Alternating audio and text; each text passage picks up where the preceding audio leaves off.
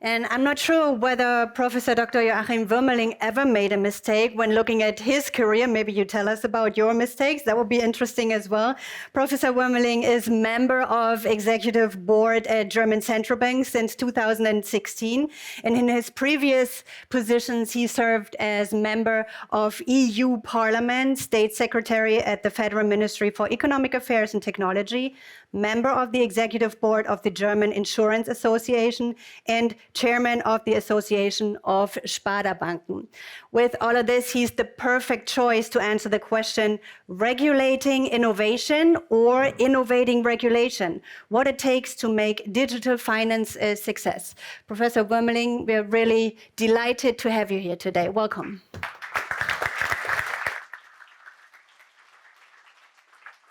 Dear Katrin, dear Fabian, good morning, everybody. It's a pleasure to be here today, as a lot of stakeholders from Bundesbank are assembled here, and important stakeholders, of course, banks.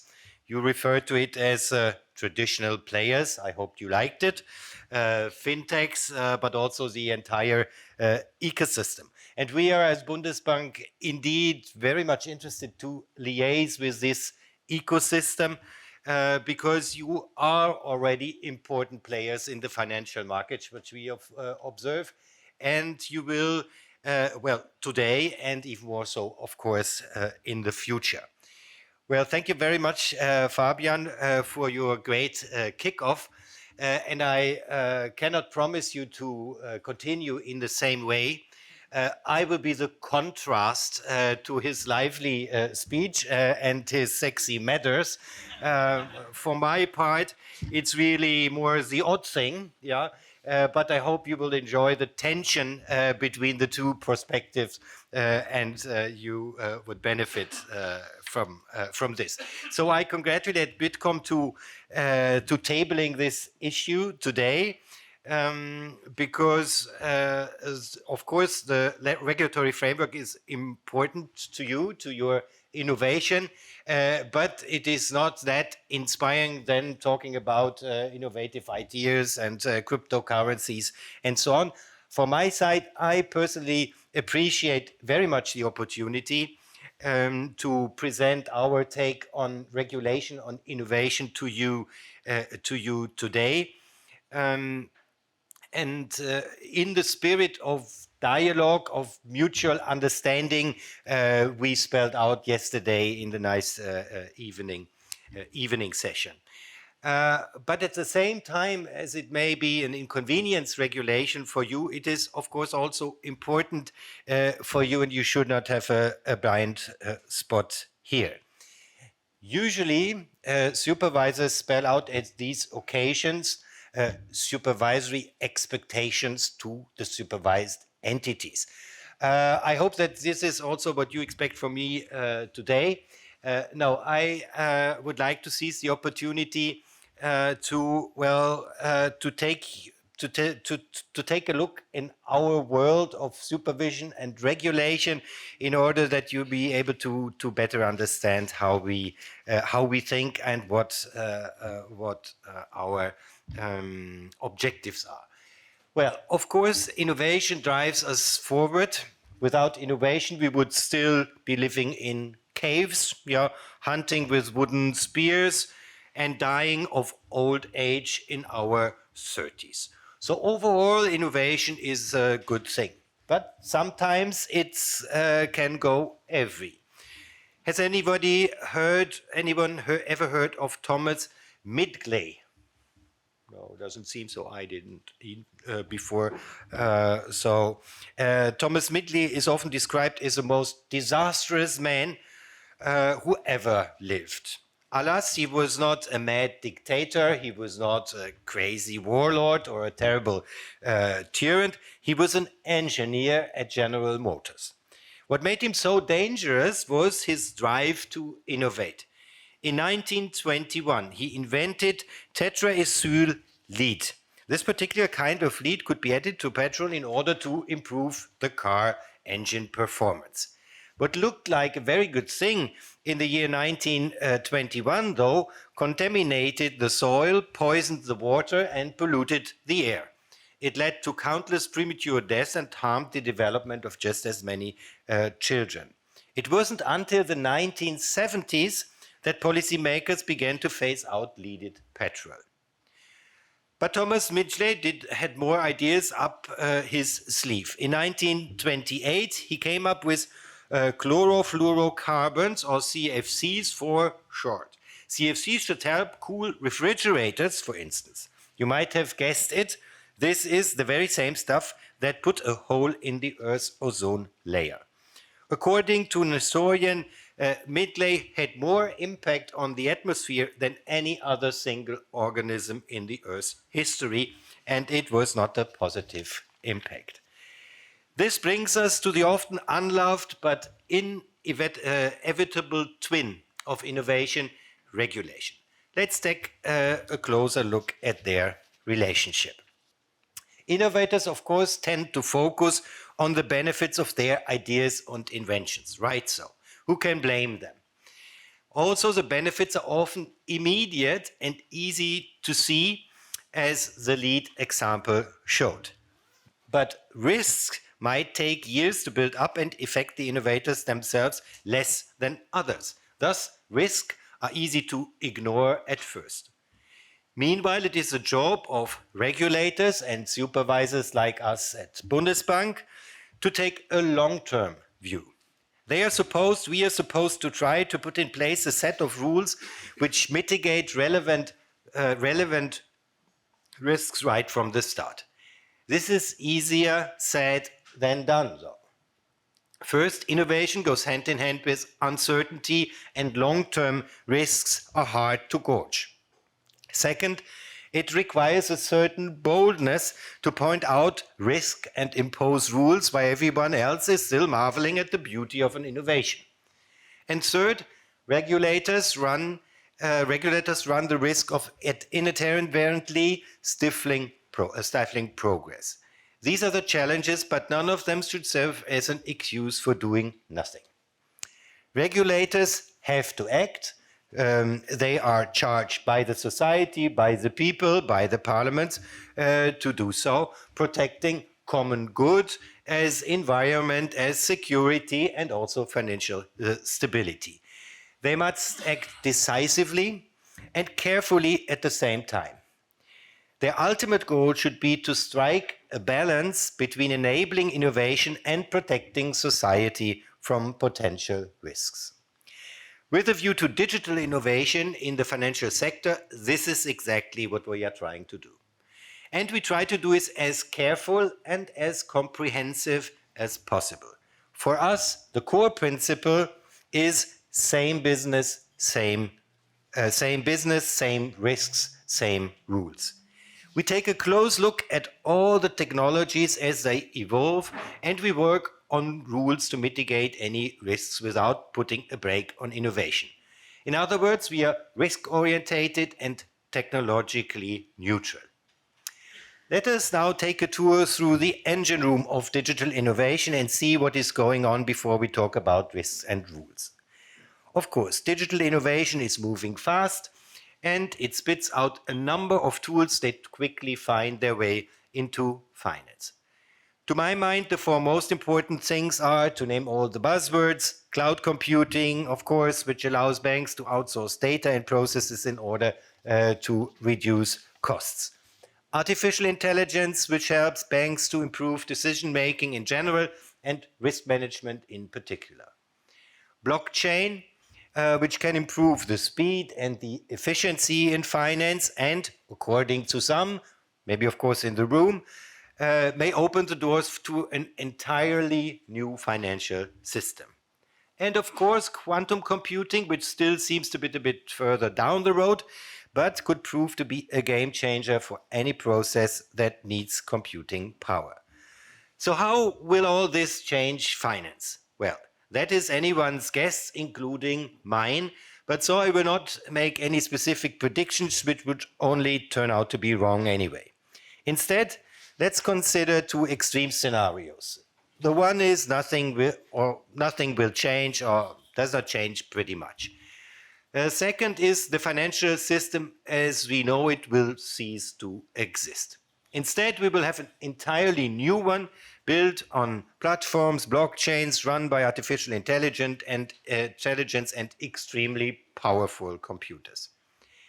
I think it is obvious that the first scenario is not going to happen. Things have already started to change and will not revert back. But likewise, I would rule out the second scenario as well, at least for as far as I dare look into the future. There are still too many hurdles to be cleared before decentralized finance could become mainstream. Thus, the future lies somewhat in between these scenarios. The impact of new technologies depend on how developed the financial sector is. Take Africa, for example. Over there, financial infrastructure was still a bit patchy when digitalization hit. The result, many African countries still lag behind when it comes to the number of branches or ATMs. But when it comes to electronic money, they are far ahead of the curve. New technologies arrived in time to fill gaps and thus quickly took hold. Here in Germany, however, we do have a well-developed financial sector thus. There's less room to leapfrog ahead, and there are more well-established structures that innovation needs to clear. The next major question is how traditional institutions deal with the new technologies. A few years ago, many observers saw traditional banks as an almost extinct species, the dinosaurs of finance. They reckoned that new tech-heavy companies would quickly replace banks. As of today, banks are still alive and well, and some of them apply new technologies for their own benefit, or others happily work together with fintech firms. As long as traditional banks manage to adapt, they apparently do have a future. Third, the impact of digitalization depends, of course, on how policymakers react to it. If they are too lenient when it comes to regulating things, we might see an explosion of new businesses before it all blows up in a crisis. If they are too strict, innovation might cease and we'll still where we are forever. It is very hard to gauge what the financial sector might look like in the future. That is 2 or 3 decades from now. Nevertheless, I will venture to make 3 predictions. First, the value chain of banking will disintegrate further, but not entirely. From a technical point of view, it might be possible to atomize it completely. But there's also an economic angle. Bundling activities within a single entity does offer benefits. And while digitalization might shift the boundaries, it does not render bundling completely irrelevant. So the very business model of banks matching offer and demand for money will remain. Second, finance will become, of course, more efficient, new and accessible. New technologies will help to speed up transactions and lower the costs. This will help to streamline processes and improve how banks interact with consumers. Third, and that's very important to me, is the financial system will become more resilient. Just think of how AI can help banks to improve their risk management. At the same time, and I mentioned that yesterday, supervisors can use the very same technologies to spot risks early and mitigate them effectively. At the Bundesbank, we are making intense efforts to integrate these new technologies in our work. I do believe that digital finance will be a success story. But real success is determined over the long run. What looks good today might prove a disaster tomorrow. Think of Thomas Midgley's botched inventions. It is a job of regulators to look out for disaster, set up safeguards, and thus stop the disaster before happening. So how should we approach this task? This brings me to my last point. Regulating digital finance for us is the biggest challenge since the financial crisis. First of all, it's quite hard to pin down digitalization. It's not a single new financial instrument, for instance, or a single new business model we are talking about. We are talking about many new technologies that enable many new business models and push many new players into the market, breaking up the value chain and shifting the boundaries of finance. It's a very broad and diffuse development from our point of view. We are looking at a development that spans countries and sectors and makes it for us really hard to see the forest for all the trees. Thus, we might too need to adapt to the rule book in some places to cater for all dimensions of digitalizations. Towards this end, the principle, same risks, same rules, helps a lot. Any entity that starts to take deposit or grant credit automatically count as a credit institution and has to follow the relevant rules. Same is true for insurance. It does not matter whether it is a fintech or a big tech firm or any other new players. And it does not matter which technology is used. Thus, existing rules should be flexible enough to cover at least part of the digital financial landscape. What makes it a bit tricky, though, is the fact that the value chain of banking is breaking up. As a result, from our point of view, some of its parts might move out of the regulatory perimeter and reduce our grip on the system. Think of cloud computing, an area where we receive lots of complaints. Yesterday it was also an issue. Cloud providers certainly do not count as credit institutions. Yet they now are a key part of the value chain and might be a source of risks for banks. Thus, here in Europe, we came up with a Digital Operational Resilience Act, or DORA for short. It meant to improve banks' resilience vis-à-vis third-party providers. Likewise, here in Germany, we also have strengthened the supervision of outsourcing arrangements. And then there are entirely new things which completely fall out of the scope of the regulation, like blockchains or crypto assets. As such, they require new rules which are written as we speak. At the global level, for instance, in the Basel Committee for Banking Supervision, we are working on standards for handling crypto assets on a bank's balance sheet. A minor issue, but an important one for banks, of course.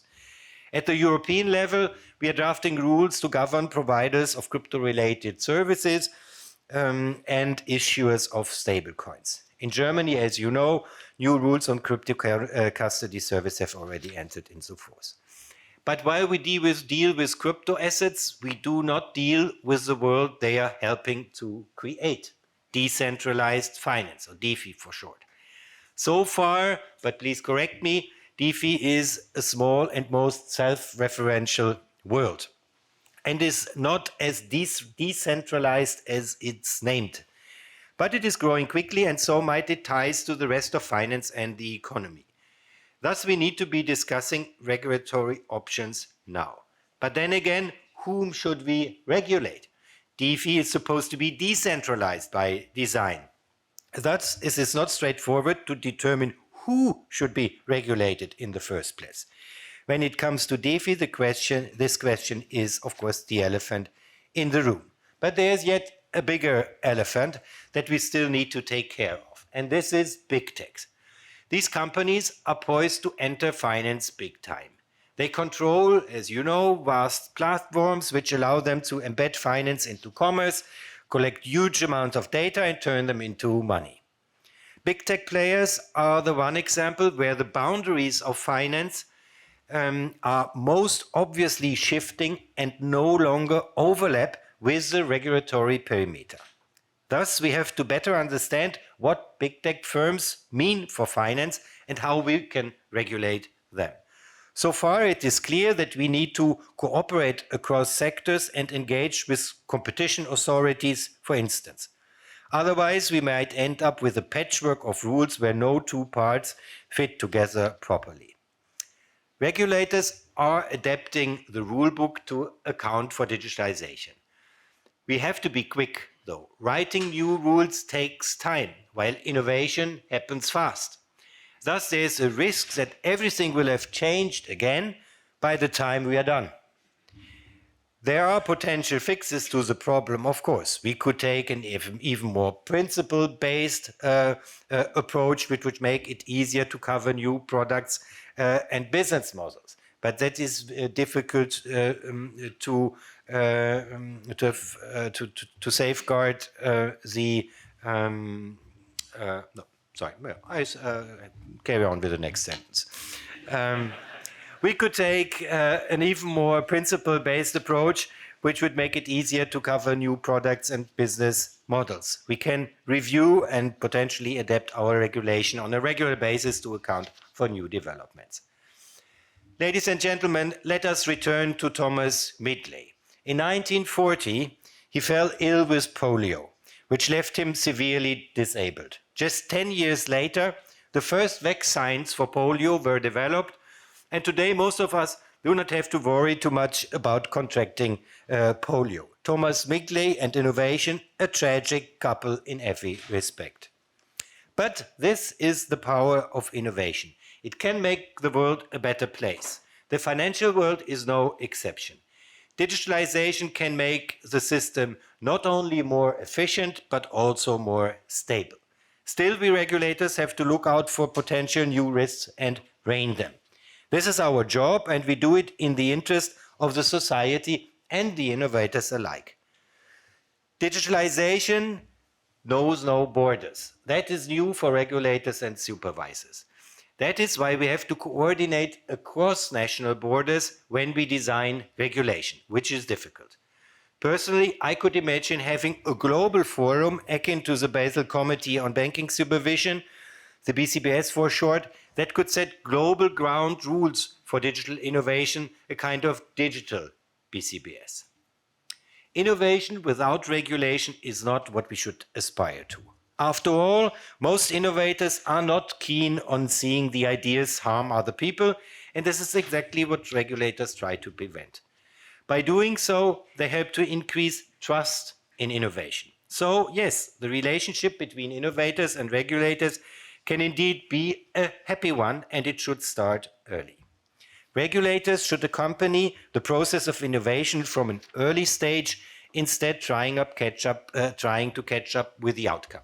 They should take precautionary approach in finance. This is what we do. Well, this is how financial stability, a major common good, of course, can be ensured whether you like it or not. And this is exactly our mission at the Deutsche Bundesbank and the personal challenge for my mandate as well. Thank you very much. Thank you very much, Joachim Wuermeling. Let me take the chance to ask you about the most important project you would say when it comes to digitalization is going on at Central Bank right now. You talked about several tools that are important and mandatory. What's going on at Central Bank? Well, digital money, of course, digital central bank money is the most important central bank project. Of course, banking supervision is very important, but to have the euro in a digital form would, of course, be a game changer for the financial system. We are working very hard on that project because the design is very difficult to decide, because it has implications for the traditional financial sector, it has implications for the consumers. And what we are trying to achieve, and this is my colleague Burkhard Balz who is responsible, what we are trying to achieve is to understand the digital euro as a part of a new platform and not only a product which copies cash or whatever. And this is very difficult to design and to have a concept for that, because the public is asking for more or less a digital euro in the smartphone. But this is not where the potential lies. From my point of view, the potential lies in the ecosystem which is built around a digital euro. And we talked about identity, for example, yesterday, but this is only one part. And is that a 5-year project, a 10-year project, or a 50-year project? Well, we will start. We will decide about the design at the ECB level next year. There has to be legislation from the EU. So this will take some time, but we can start the technical preparatory work already then. And then it will take some years until we have the first digital euro in the smartphones. And I'm still interested in whether you ever made a mistake in your career. I'm sure you did a lot right when looking at it, but referring to what Fabian says, is there ever anything you'd not do again if you were? Well, my career to me is kind of a miracle.